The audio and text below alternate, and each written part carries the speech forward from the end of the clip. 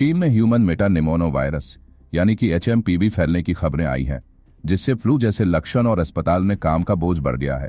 यह वायरस, जिसे श्वसन संक्रमण का कारण माना जाता है, इसने चिंता पैदा कर दी है, क्योंकि भीड़ भाड़ वाले अस्पतालों की तस्वीरें सोशल मीडिया पर वायरल हो रही हैं। हालांकि इन वीडियो की पुष्टि नहीं की गई है और अस्पताल की स्थिति के बारे में चीनी अधिकारियों की ओर से कोई आधिकारिक पुष्टि नहीं की गई है। कहा जाता है कि HMPV यानी कि इन्फ्लुएंजा ए और माइकोप्लाज्मा निमोनिया जैसे वायरस फैल रहे हैं, लेकिन अस्पताल में मामलों में भारी वृद्धि के बारे में कोई आधिकारिक पुष्टि नहीं की गई है। अब तक भारत में HMPV का कोई मामला सामने नहीं आया है और राष्ट्रीय रोग नियंत्रण केंद्र यानी NCDC सक्रिय रूप से श्वसन और इन्फ्लुएंजा मामलों की निगरानी कर रहा है। HMPV क्या है, चलिए यह भी जान लेते हैं। ह्यूमन मेटा निमोनो वायरस यानी कि HMPV एक RNA वायरस है, जिसे पहली बार 2001 में पहचाना गया था।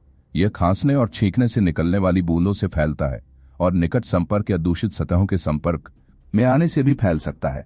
हालांकि एक सामान्य रोगजनक है। विशेष रूप से सर्दियों और वसंत ऋतु में HMPV मुख्य रूप से बच्चों, बुजुर्ग और कमजोर प्रतिरक्षा वाले लोगों को प्रभावित करता है। इसके क्या लक्षण हैं, चलिए यह भी जान लेते हैं। इसके लक्षणों में आमतौर पर खांसी, बुखार, नाक बंद होना और घबराहट शामिल है। गंभीर मामलों में ब्रोंकाइटिस या निमोनिया का कारण बन सकता है। HMPV के लिए कोई टीका नहीं है। COPD या अस्थमा जैसी बीमारी से जूझ रहे लोगों को ज्यादा सतर्क रहने की जरूरत है। इस पर चीन की प्रतिक्रिया क्या है, चलिए यह भी आपको बता देते हैं। बढ़ती चिंताओं के जवाब में चीन के राष्ट्रीय रोग नियंत्रण और रोकथाम प्रशासन यानी NCDPA ने श्वसन संक्रमण की निगरानी और रिपोर्टिंग के लिए प्रोटोकॉल स्थापित किए हैं। इनमें मास्क पहनने, सामाजिक दूरी का पालन करने और उचित स्वच्छता बनाए रखने की सिफारिशें शामिल है। अधिकारिक अज्ञात मूल के निमोनिया के मामले को संभालने के लिए एक प्रणाली का भी संचालन कर रहे हैं, जिससे पिछले प्रकोप की तुलना में बेहतर तैयारी सुनिश्चित हो सके।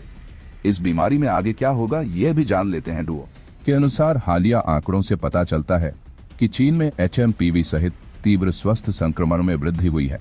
हालांकि गंभीरता पिछले वर्ष की तुलना में कम है। स्वास्थ्य अधिकारी स्थिति पर लगातार नजर रख रहे हैं, खासकर उत्तरी प्रांतों में जहां कथित तौर पर 14 साल से कम उम्र के बच्चों में मामले पड़ रहे हैं। इस नई बीमारी पर आपका क्या सोचना है, अपनी राय कमेंट में जरूर बताएं और इस वीडियो को अपने सभी दोस्तों के साथ और व्हाट्सएप ग्रुप्स में शेयर करें और वीडियो को लाइक करें और चैनल को सब्सक्राइब जरूर करें, ताकि आप देख सकें पूरी दुनिया की खबरें सबसे पहले।